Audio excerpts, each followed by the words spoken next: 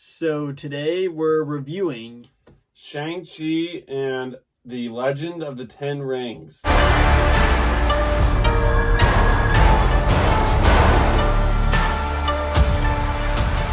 So we saw Shang-Chi, and I don't know if it's Shang-Chi. This was a movie that I was pretty excited for. It had some great trailers. I mean, an excellent trailer that I saw. Then I kind of stopped watching stuff because I didn't want to get spoiled. But what were your initial thoughts of Shang-Chi or Shang-Chi? Definitely was a really enjoyable film for me. Coming off of the worst film I've ever seen in my life, Yeah. it was going to be hard for this to take a step below that.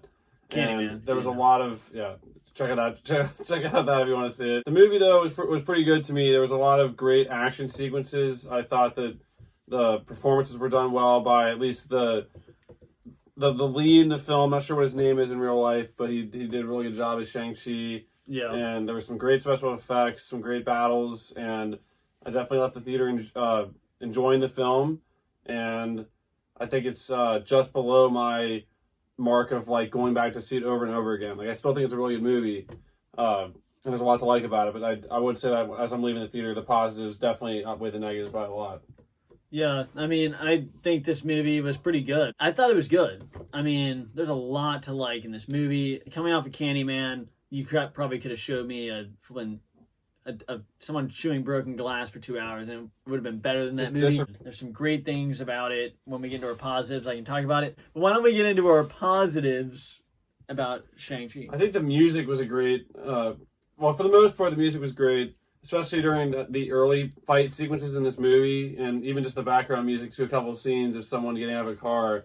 The music was great, and I'll be checking out that soundtrack after this, especially. Stop eating that effing carpet. Stop eating the carpet. What I was trying to say was that the fight sequences were really, really good with the music just going along with it, and I would have to say the music, like I said, I'm going to be checking it out after the movie, or after like this review probably, like tomorrow. But the music was great. There was great fight sequences that I've not seen in an MCU movie. That kind of like style of fight and the way they filmed it was awesome. There's a sequence on a bus that you've seen in the trailer that is really, really good. Way better than I thought it was going to be. And I think it just, I guess, right when it started, I'm like, that's pretty cool. Then it just one-upped itself like over and over and over again.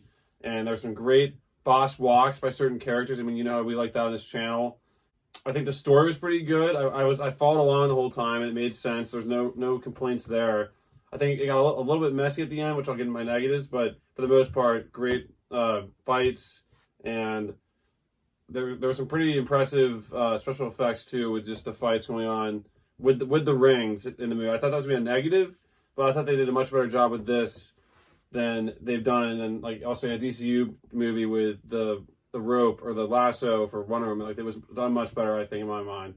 The biggest positives I would say is the action, the music, like you stated. There's some great music that suits the action so well. It does so much for the action.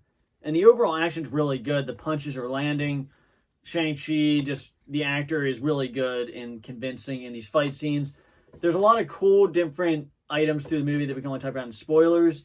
But I thought the overall story was interesting. There's a lot of cool, interesting characters and creatures in this movie that you see I thought was really cool.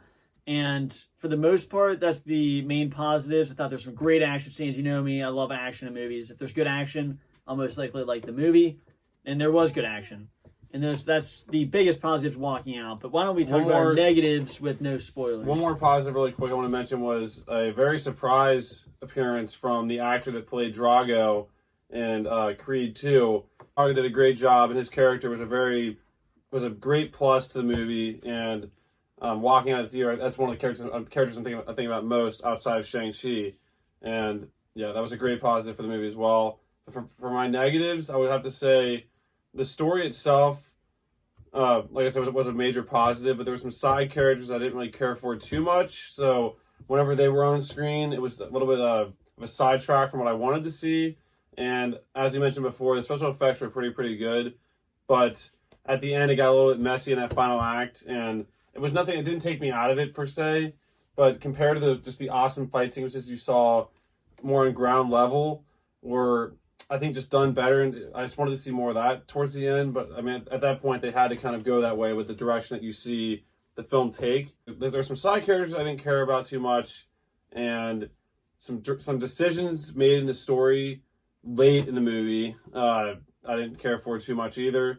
But there were also some surprise appearances from, obviously this is an MCU movie. You always see different characters from other movies. You see Abomination in the first trailer. Yeah, so. Abomination's one of those, and there's others. There's at least one more that you didn't know about from the trailer. That was pretty cool. But yeah, I'd say side characters and just the amount of stuff going on at the end was a little too much. Even though there's some awesome things that were brought from that we'll talk about more in the spoilers. There were some great appearances from other characters in the universe, but there were some terrible ones a terrible one. Yeah. Yeah, my main negatives include, one big negative is something I heard from other reviewers, and is that the flashbacks, it's not a spoiler to say there's flashbacks, there are way too many. And I mean, there's a certain point where it's like it's just so often that you're thinking, okay, like this is way too much. I just want to watch this movie. I want to watch it continue here. There's also a minor negative is cutting away to side characters and just there's a few different side characters that the movie's happening and a big part's happening and they'll cut to something else and it's just like, okay, there's sometimes for like a laugh or some other reason, but it was mainly just detracting from what you want to see. Yeah, it took away the that tension. happened a few times with different characters, several different side characters. And like you already mentioned, there is side characters that take away from the main character of this movie. This movie's called Shang-Chi. Without getting into any spoilers, the focus should be on Shang-Chi for the most part. There's obviously supporting characters, that makes sense. But they go a little too far with that. But those are my main negatives of the film. The end does get a little bombastic and crazy and too much is going on. Yeah. But like I said, for the most part, I like this movie. And why don't we just get into our final thoughts and score? I would also just add one more negative and say that the subtitles, obviously this film is actually almost spoken another language a decent amount in this movie, which I don't mind in movies. But when I'm having to read the subtitles too much, it can become a bit of a distraction. Now, this might have been due to our seating at this theater with the glass being in front of us, but I still think the fact that you had to read so much and stay so focused in does require more from you as a viewer. And I think that did detract from the movie just a little bit too much, and just adding off of the overuse of flashbacks way too much in this movie.